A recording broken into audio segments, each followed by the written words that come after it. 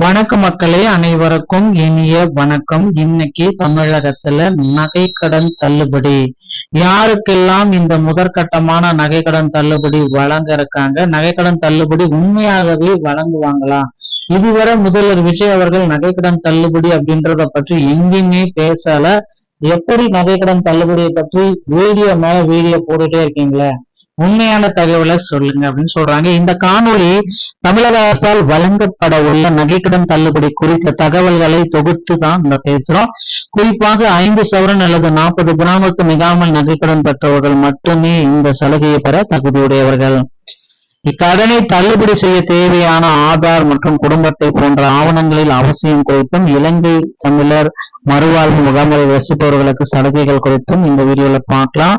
அதே வேளையில் அரசு ஊழியர்கள், கூட்டுறவு சங்க பணியாளர்கள் மற்றும் தவறான ஆவணங்களை வழங்கியவர்கள் திட்டத்தின் கீழ் வரமாட்டார்கள் என்பதும் தெளிவுபடுத்தப்பட்டுள்ளது. தகுதியுள்ள நபர்களுக்கு வரும் காலங்களில் இதற்கான அரசாணை வெளியிடப்பட்டு நகைகள் திருப்பிக் கொடுக்கப்படும். இந்த நற்செய்தியை இந்த வீடியோ உங்களுக்கு முக்கியமா உறுதிப்படுத்தும். ஒரு குறிப்பிட்ட 8 பொதுத்துறை வங்கிகளில் கடன் பெற்றவர்களுக்கு மட்டுமே முழுமையான தள்ளுபடி வழங்கப்படும் என்பதும் குறிப்பிடப்பட்டதுங்க. தமிழக அரசினுடைய நகைக்கடன் தள்ளுபடிக்குண்டான புதிய அப்டேட். ஓகேங்களா? சோ கிட்டத்தட்ட 5 சவரன் நகைகள், ஓகேங்களா, 8 பொதுத்துறை வங்கிகள் 40 கிராம் 100% தள்ளுபடி. 5 வருடங்களாக மக்களின் ஆவலுடன் எதிர்பார்த்திருந்த நகைக்கடன் தள்ளுபடியை தமிழக அரசு தற்சமயம் அறிவிக்கிறாங்க. இதற்கான அதிகாரப்பூர்வ ஜீவோ விரைவில் வெளியாகும். முழு தள்ளுபடினா 40 கிராம், 41 கிராம்னா தகுதி இல்லை.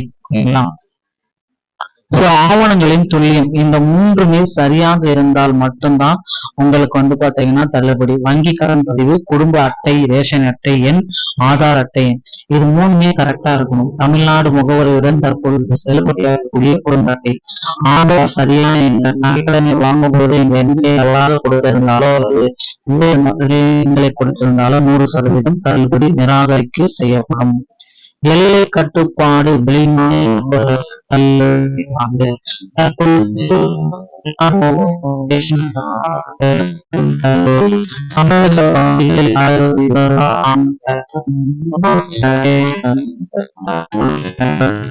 கடன் பெற்றால் அது தகுதியற்றது. இலங்கை வாழ் தமிழர்களுக்கு மறுவாழ் முகாம்களில் வசிக்கும் தமிழர்கள் குடும்பங்களுக்கும் தள்ளுபடி உறுதி.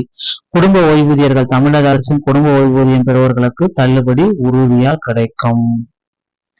தகுதியற்றவர்கள் யாருக்கெல்லாம் கிடையாது? அரசாங்க பணியில் உள்ளவர்கள், கூட்டுறவு சங்கங்களில் பணியாற்றும் ஊழியர்கள், அவர்தம் குடும்பத்தினர்கள், கூட்டுறவு சங்கங்களின் நிர்வாக குழு உறுப்பினர்கள், போலி நகைகளை அடகு வைத்தவர்கள், நடந்த நகை கடன் தொகையை ஏற்கனவே முழுமையாக செய்து முடித்தவர்கள், இவர்களும் தகுதியற்றவர்கள். போலி நகைகள், கடன் அடைக்கப்பட்டவை, வெளிமாநில அத்தகைய ஆவணப்பிழை இருந்தாலும் இவர்களுக்கு தகுதி அற்றது. தகுதி சுய பரிசோதனை நீங்களே செக் பண்ணிக்கணும், உங்களுக்கு தகுதி உண்டா இல்லையான்றது. சரிங்களா? அடகு வைத்த எடை 40 கிராம் உள்ள, அதாவது 5 சவரன் இருந்தா தகுதி உண்டு. சரியான ஆதார், ரேஷன், கடன் பெறும்போது அளித்த ஆவணங்கள் எல்லாமே இருந்தா தகுதி உண்டு. தவறாக இருந்தா நிராகரிப்பு. சாமானிய மக்கள், குடும்ப ஓய்வூதியர்கள், இலங்கை தமிழர்கள் தகுதி உண்டு. அரசு பணிகள், கூட்டுறவு துணையில் இருந்தீங்கன்னா தகுதி இல்லை, நிராகரிப்பு செய்யப்படும். அடுத்த கட்டமா என்ன செய்யப்படணும், நீங்க அடுத்து என்ன செய்யணும், அடுத்து என்ன நடக்கும் அப்படின்னு பாத்தீங்கன்னா, இந்த ஜூலை முதல் வாரத்துல இதற்கான அரசாணை, அதிகாரப்பூர்வ அரசாணை தமிழக அரசால் ஜிஓ பாஸ் பண்ண போறாங்க. பட்டியல ஒவ்வொரு பேங்க்லயுமே பட்டியல் சரிபார்ப்பு பண்ண போறாங்க. பின் வங்கிகள் மூலம் பயனாளிகளுடைய ஃபைனலான பட்டியல், நகை மீட்பு. உங்கள் தகுதி உறுதி செய்யப்பட்ட நகை வங்கி அணுகி உங்கள் நகையை மீட்டுக் கொள்ளலாம். இந்த தகவல்கள் உங்களுக்கு முக்கியமா இருந்துச்சுன்னா இந்த வீடியோவை உங்களுடைய ஃப்ரெண்ட்ஸ் அண்ட் ஃபேமிலிக்கு ஷேர் பண்ண விடுங்க. நன்றி, வணக்கம்.